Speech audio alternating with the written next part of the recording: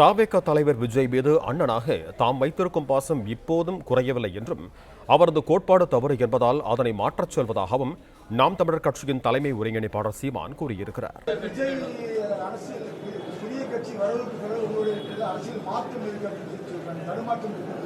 தடுமாற்றம் மற்றவங்களுக்கு, நான் தடுமாற்றம் இல்லாதனாலதான் இப்படி இருக்கேன்.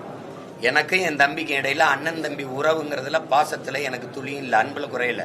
ஆனால் கட்சியினுடைய கோட்பாட்டு கொள்கையில நாங்க முரண்படுறோம். எங்களுடைய கோட்பாடு அது. இப்ப திமுக இத்தனை வருஷம் இருந்த கட்சி கொள்கையை நான் எதிர்க்கலையா? காங்கிரஸ் எதிர்க்கலையா? பிஜேபி எதிர்க்கலையா? அது மாதிரி எதிர்க்க வேண்டிய தேவை இருக்கு.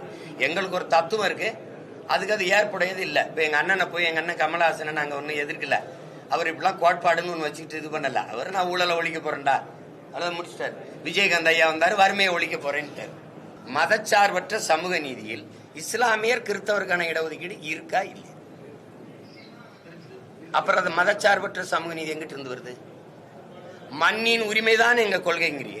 மண்ணின் உரிமை எதது? நீங்க மொழி இனம்னு பிரிக்கிறங்கிறீங்க, அப்ப எந்த மண்ணின் உரிமை?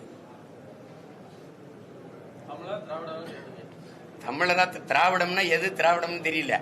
தமிழ்நாட்டு மண்ணின் உரிமையா, கர்நாடக மண்ணின் உரிமையா, கேரள மண்ணின் உரிமையா, இல்ல பீகார் மண்ணின் உரிமையா, இல்ல குஜராத் மண்ணின் உரிமையா? மண்ணின் உரிமைனா எந்த மண்ணின் உரிமை? இந்த மண்ணின் உரிமை தானே. அப்ப இந்த மண்ணின் உரிமைனா தமிழ்நாடு தானே, தமிழ் இனம் தானே.